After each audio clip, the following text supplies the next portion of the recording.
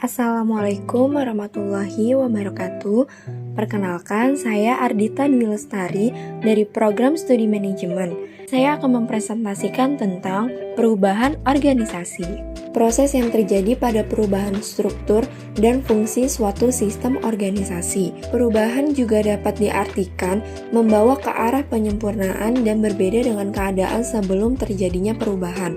Perubahan yang tidak mengarah ke kemajuan dan masih mempertahankan sikap atau cara-cara yang tidak efisien, maka perubahan semacam ini bukan merupakan pembinaan organisasi.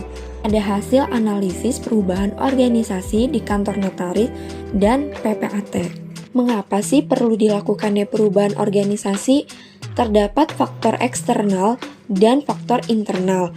Pada faktor eksternal, yaitu faktor yang berasal dari luar organisasi, biasa disebut sebagai perkembangan teknologi, perubahan ekonomi dan lingkungan, dan peraturan pemerintahan. Sementara faktor internal yang dimaksud antara lain perilaku manusia, perubahan strategi dan tenaga kerja. Adapun perubahan struktur biasanya mencakup seperti kebijakan dan spesialisasi kerja, perubahan teknologi yang memodifikasi penerapan kerja, serta perawatan komputerisasi. Sementara untuk perubahan manusia, ialah perubahan menuju kerja yang lebih efektif, seperti perubahan sikap dan kebiasaan pada pekerja. Selanjutnya, penting nih untuk kita melakukan perubahan dalam organisasi. Dalam organisasi harus mengalami perubahan karena adanya keinginan untuk terjadinya pertumbuhan di organisasi, sehingga organisasi atau perusahaan dapat dikelola dengan baik agar terus tumbuh dan berkembang.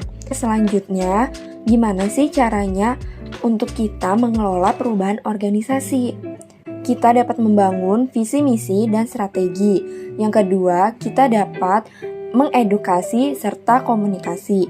Yang ketiga, mengenali faktor-faktor penghambat. Yang keempat, mengevaluasi perubahan pada organisasi tersebut. Apa aja sih yang terdapat perubahan organisasi di kantor notaris dan PPAT? Perubahan dilakukan dengan kondisi pelayanan yang bisa diakses melalui sistem online yang memanfaatkan teknologi. Bekerja memakai sistem order, yaitu dari perorangan, badan hukum, bank, dan developer atau lainnya. Mengubah atau merancang ulang sistem kerja, setiap karyawan mendapat tugas masing-masing dan secara formal dibagi-bagi, dikelompokkan atau dikoordinasikan. Setiap perubahan organisasi pasti ada faktor pendorongnya. Dari faktor internal, perilaku pemimpin dan pekerja menunjukkan cara bagaimana berperilaku dengan berbeda untuk menciptakan kembali budaya organisasi dengan berhasil. Lalu, tekanan lingkungan terjadi apabila sumber daya menurun, akibatnya berkurang permintaan produk dan penjualan, menurunnya pangsa pasar dan keputusan investasi yang buruk. Dari faktor eksternal, teknologi memberi perubahan keterampilan, pekerjaan, struktur, dan budaya. Sumber daya manusia harus selalu mengikuti perkembangan teknologi agar tidak tertinggal. Lalu, persaingan global menuntut bisnis semakin efisien dan mampu menghasilkan jasa lebih murah. Setiap perusahaan berusaha mendapatkan market share yang semakin besar. Saat atasan mengubah peraturan di perusahaan, terdapat penolakan dari karyawan yang beralasan dapat mengubah kebiasaan selama bekerja, memiliki persepsi berbeda, mengurangi pendapatan atau tidak ada keuntungan yang didapat, serta penambahan beban kerja.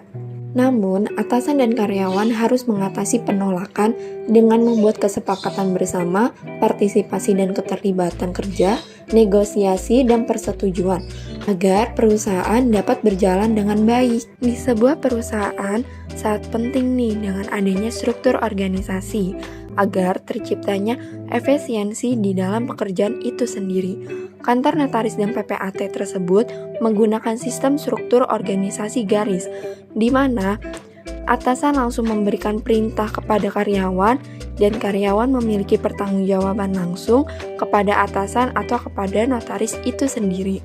Kantor notaris dan PPAT saat ini memiliki 7 orang pekerja dibagi berdasarkan klien dan wilayah kerja. 4 orang bekerja berdasarkan klien dan 3 orang bekerja di luar kantor atau disebut bagian lapangan.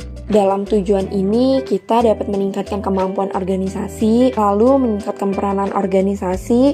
Kita juga dapat melakukan penyesuaian secara internal maupun eksternal. Dalam organisasi pun tidak menjadi statis, melainkan tetap dinamis dalam menghadapi perkembangan zaman yang semakin canggih. Itu dia yang bisa saya presentasikan tentang perubahan organisasi. Semoga bermanfaat ya. Saya ucapkan terima kasih. Wassalamualaikum warahmatullahi wabarakatuh.